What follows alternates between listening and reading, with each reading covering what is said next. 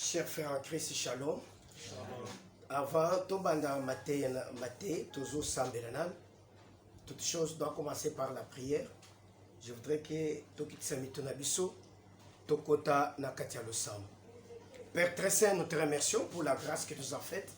Nous te remercions pour ta bonté et ton amour. Nous te remercions parce que tu nous as encore réunis au Dieu de gloire ce soir en ce lieu. L'essentiel que l'honneur, la gloire et la puissance te soient rendus.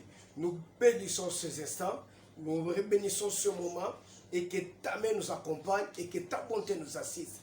Bénis, Père, ces instants, afin que la parole que nous allons parler tout de suite puisse apporter la guérison et la bénédiction. Il n'y a rien qui peut guérir si ce n'est que la parole de Dieu. Que cette parole nous amène à la guérison dans le nom de Jésus-Christ. Amen. Amen. Amen. Amen. Je crois, Tozoteya, sur la souffrance.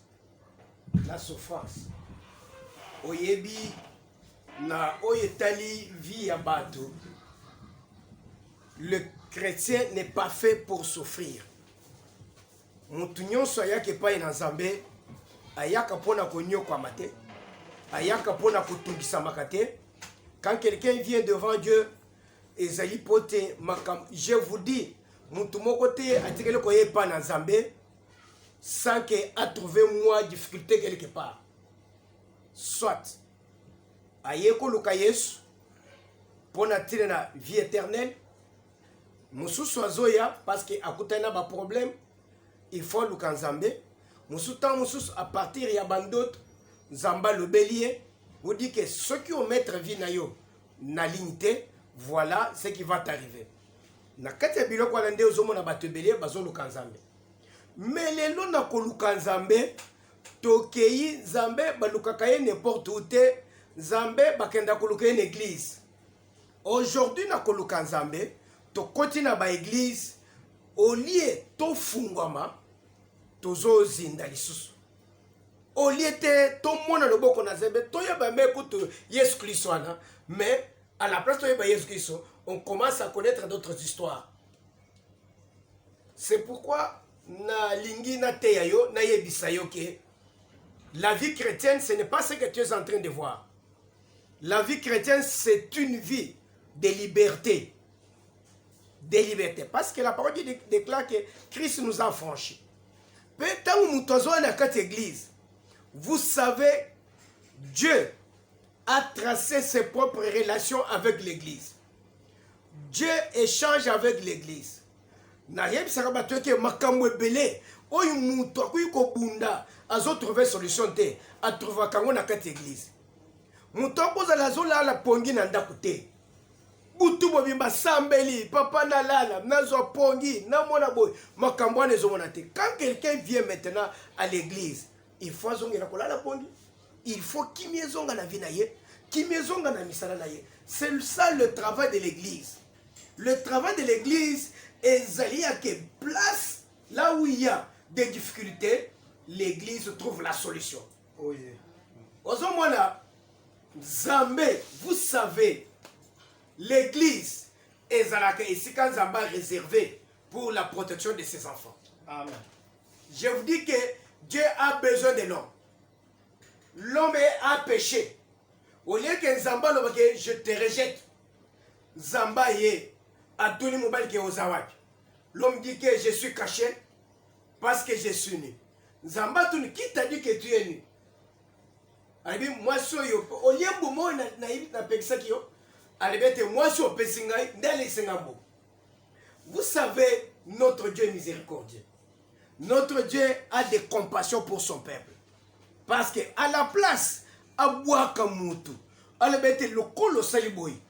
Ngaina yo esili te Nzambe alandi mutu tibisika batabaki a récupérer mutu a bominya a longoli pos a latisi mutu a kangi bulumbu ya mutu.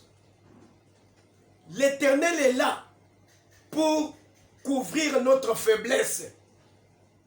Faiblesse. Ils ont commencé à se détaler par-ci par-là. Mais Dieu n'a pas détalé la faiblesse d'Adam et d'Ève. Dieu a cherché à couvrir ça. Mais Talanzambe, c'était pourquoi? Pour récupérer l'homme. Dieu a besoin de récupérer l'homme. Mutu azana mutu ya makasi liboso na Nzambe.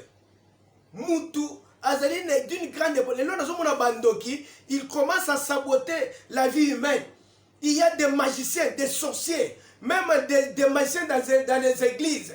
Batubaye ko lukanzambe, ba komi qu'on manipule vie ya bana Nzambe, qu'on détruire vie ya bana Nzambe. La vie que Dieu a préservée, yangone ba pasteur le nom bandoki. Na kati ya l'église na ba kisi, ba bandi ko sakana vie ya bana. Je vous dis que vous payerez cher. Yo Moussa na Nzambe sakana vie ya bana Nzambe, o kofuta cher. Tu payeras cher. Un enfant, même à temps à moi, à une église, il faut lui donner sa place. Amen. Il faut lui donner son importance. Parce que Nzambe Kolobato a boakaki bangote. Les sous madame Salaki, c'était grave. Mais Dieu ne l'a pas rejeté. Dieu l'a récupéré. Tala Israël, bazo bim en Égypte, bazo kende ba continue à terre promise. Dieu dit ceci à Josué, tu dois établir les villes de refuge. Natinete soki mwana na ngai asali gafa bomi moto asopi makila. Il faut soki akimi à côté de la ville de refuge bakuboma yete. Il faut les garder. Bozele tina ndenge mukolo iboko sambisa ye. Yamunde mona ka Bible les le bête, on ne peut pas condamner quelqu'un sans pour autant l'avoir jugé. Avant de condamner mon il faut sambisa ye. C'est Dieu qui l'a dit. Pour dire quoi? À cause de la salie gaffe à ma casse. Mais par les jugements, Dieu est long. Et s'il c'est fini. Dieu a donné toute possibilité aux gens de préserver la vie, de garder la vie. Dieu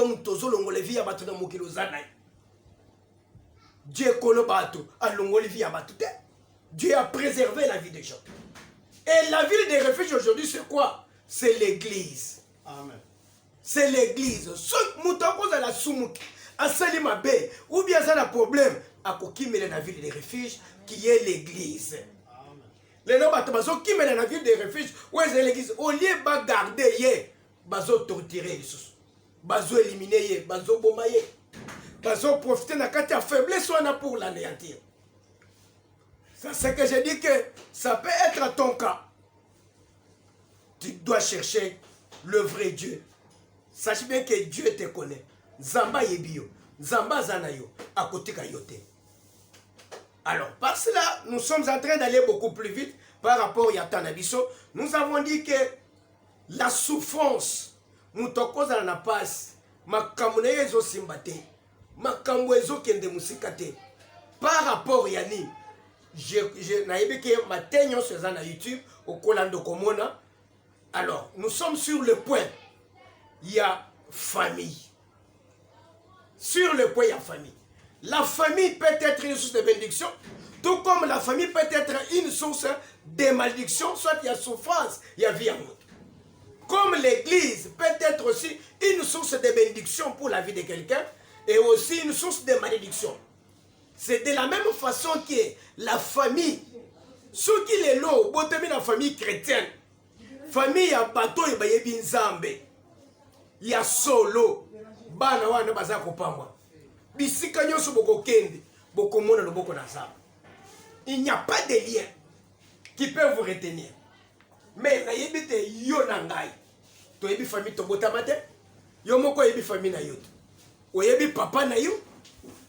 Vous savez ce qui se passe dans votre famille, surtout que ton père est polygame. Père est polygame. Il y a des choses qui se passent dans nos familles. Tu sais que makambu nyonso ya mabele kaka na famille na biso elandaka biso bana. Elandaka bana. Yango na Bible les hommes na Ézéchiel était les parents ont mangé des raisins verts et les dents des enfants en ont été agacées. On dit que bana ba papa ba lie manga ya mobeso mais mino ya bana ekomi ngai. Mabe ba parents be kosala bana nde ba futaka. Okoza no fandi pasi ozanango ozofuta mabe ba parents basali mabe ba koko basali sans le savoir. Je vous dis que c'est à partir de la prédication de omoni prière et combat et côté dans l'église. Vous devez vous en sortir. Vous devez quitter Il faut au moins clair. Mais pour au moins clair, qu'est-ce qu'il faut? Bible les le bête. Celui qui vous trouble, quel qu'il en soit, emportera la peine. Amen. Mais tout ça, c'est quoi? Tu dois chercher à te défendre. Prière, il y a combat. Et c'est une prière très importante pour la vie à moi dans la savée. Ce point de prière à combattre, au conseil libéré. Vous allez le prier, papa, maman, Bible lobby, ceux qui m'ont tabé, on a l'itama, il y a gauche, il y a itama. Banda ko pesa bongo. Au conseil de vie, il mais pour des moutons fungama, il y a une catégorie de prières. Catégorie de prières. Je sais, nous avons pas coupé ce grâce. Dans l'église, on parlera sorte de prières. Vous savez, l'église doit nous enseigner cette chose. L'église doit être pour nous une bénédiction. L'église, c'est un lieu de rétablissement. Il y a maintenant Zambenaye. Oyebi, et l'autre qu'on l'a donné dans l'Ibanda. Et pour qu'il échouer, une fois qu'on continue l'église, il doit échouer. Yes, Pierre. Toi, tu es Pierre. Sur cette pierre, je bâtirai mon église. Et les portes du séjour de la mort ne prévaudront point à cette église. Amen. Et Nzamba Kamati, la clé à l'église, a Pessi Pierre. Pour dire quoi? Dieu a besoin de l'homme pour lui donner la clé de l'église. On dit que cette église-là, c'est là où tu as mon kokima, à zone, même à Tazala Liwa, à côté de l'église, Liwa et Kutsimba yete. Amen. Malade kokanga yete. Amen. Ba difficulté kotika. S'il est poursuivi même par les liens de sa famille, l'église est kataka yango. Amen. Amen. Yangone omoni, avant token de la Genèse chapitre 17, on va nous lire Jean chapitre 9 à partir du premier verset. Tu peux nous lire, papa. Le livre de Jean chapitre 9 à partir du premier verset, nous lisons au nom de Jésus-Christ. Amen. Jésus vit en passant un homme aveugle de naissance. Bible les le bête, Yesu amoni na kolika. Mutu ya Lolanda, abotama bongo. Abotama azamisi ya kokufa. Mais azoleka. Ses disciples lui firent cette question. Rabbi, Mokozi maître, qui a péché, cet homme ou ses parents pour qu'il soit né aveugle? Nana sumuki. Ezali mutoyi ou bien ezali ba parents na ye pote abotama aveugle. Amen. Amen. Vous savez, les disciples avaient une connaissance. Il y a souffrance, il y a vie à Mutoyo, c'est un aveugle. Un aveugle né de naissance. Azou souffrir. Pour Azou monate. Ce qui m'a dit que vesto is a pembe, akhlobe is a pembe. Pour Azou monangote. C'est une souffrance. Na yibisa kabatuke. Malamu oza na chaise roulante me womuna. Ke babo mayomi sozo tambulo ko kende wapi? Okende wapi? Bako pesa yo mbongo.